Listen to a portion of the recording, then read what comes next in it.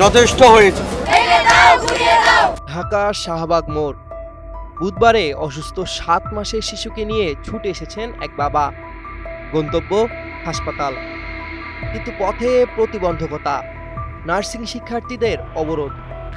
সামনে শখানেক তরুণ তরুণী দাঁড়িয়ে রয়েছে তাদের দাবির পক্ষে, কিন্তু এই বাবার আরতি, ভাই বাচ্চাটা মরে যাচ্ছে, আমাদের মেরে ফেলেন তবুও বাচ্চাটাকে যেতে দেন। সেই কণ্ঠ যেন হিম করে দেয় পথচারীর বুক। তবুও আন্দোলনকারীরা নড়ে না। নিয়ম ভাঙা যাবে না, এক পলক ছাড়ও নয়। প্রশ্ন জাগে, এই কি আমাদের আন্দোলনের চেহারা, যেখানে একটি শিশুর জীবন বাঁচানো আন্দোলনের চেয়ে গৌণ হয়ে পড়ে? ঢাকার কেন্দ্রস্থল শাহবাগ মোড়, একটি নাম যা আজ শুধু একটি স্থান নয়, বরং প্রতিবাদ, দাবি আর প্রতিক্রিয়ার প্রতীক হয়ে দাঁড়িয়েছে।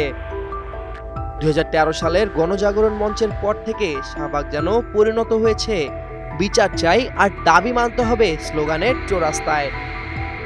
গত এক দশকে এখানে দাঁড়িয়ে গিয়েছে হাজারো মুখ, হাজারো কণ্ঠ। তবে প্রশ্ন একটাই, এইসব কণ্ঠ কি কখনো শুনে দেখা হয়? তাদের কাঁপন যে রক্ত মাংসের মানুষের দৈনন্দিনতাকে আঘাত করে। সম্প্রতি ডিপ্লোমা ইন নার্সিং ও মিডওয়াইফারি ডিগ্রি স্নাতক সমমানে স্বীকৃতির দাবিতে নার্সিং শিক্ষার্থীরা শাহবাগ মোড় অবরোধ করে। দিনের পর দিন ধরে চলা এই অবরোধ ঢাকার প্রধান সড়কগুলোর রক্ত প্রবাহ থামিয়ে দেয়। শাহবাগ থেকে মৎস্য ভবন, বাংলা মোটর, কারওয়ান বাজার, ফার্মগেট পর্যন্ত ছড়িয়ে পড়ে যানজট।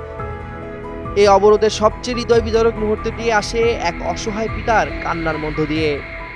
ভিডিও ফুটেজে দেখা যায় 7 মাসের অসুস্থ সন্তানকে নিয়ে তিনি বারডেম যাওয়ার চেষ্টা করছেন, আর শিক্ষার্থীদের সামনে কাঁদতে কাঁদতে অনুরোধ করছেন।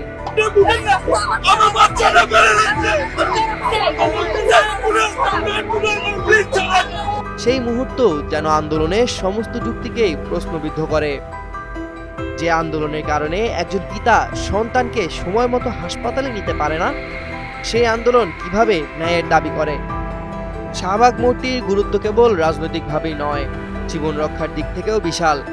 এই মোড় দিয়ে যেতে হবে Bangladesh medical college, BIRDEM, Dhaka medical, Suhrawardy হাসপাতাল এবং গ্রিন রোডের মতো হাসপাতাল ঘন এলাকাগুলোর দিকে। প্রতিদিন হাজার হাজার অ্যাম্বুলেন্স, রোগীবাহী গাড়ি এই রাস্তাগুলো ব্যবহার করে। অথচ সামান্য দৃষ্টিসীমার মধ্য থেকেও শিক্ষার্থীরা, বিক্ষোভকারীরা সেসব বিবেচনা করেন না। অথচ পূর্বে এমন উদাহরণ ছিল।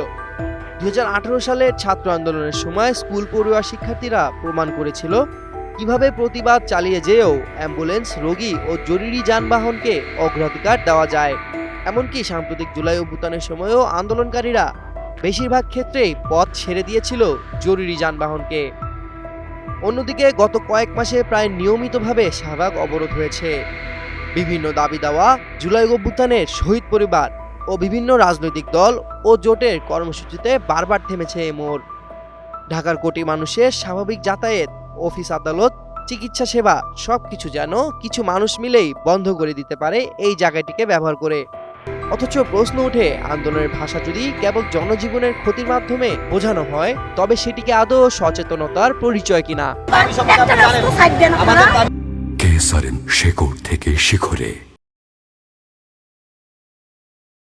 সম্প্রতি ঘটনা ও জনভোগান্তির প্রেক্ষিতে নিরাপত্তা ও শৃঙ্খলার স্বার্থে শনিবার ঢাকা মেট্রোপলিটন পুলিশ, ডিএমপি সচিবালয়ে প্রধান উপদেষ্টা সরকারি বাসভবন যমুনা ও আশেপাশের এলাকা জুড়ে যে কোনো ধরনের সভা সমাবেশ, মিছিল ও গণজমায়েত নিষিদ্ধ ঘোষণা করেছে।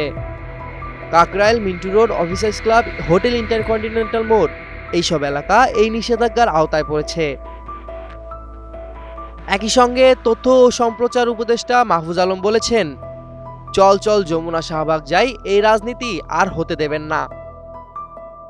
চল চল যাই যমুনায় যাই, এই রাজনীতি, এই মুভমেন্ট আমরা আর হতে দিব না।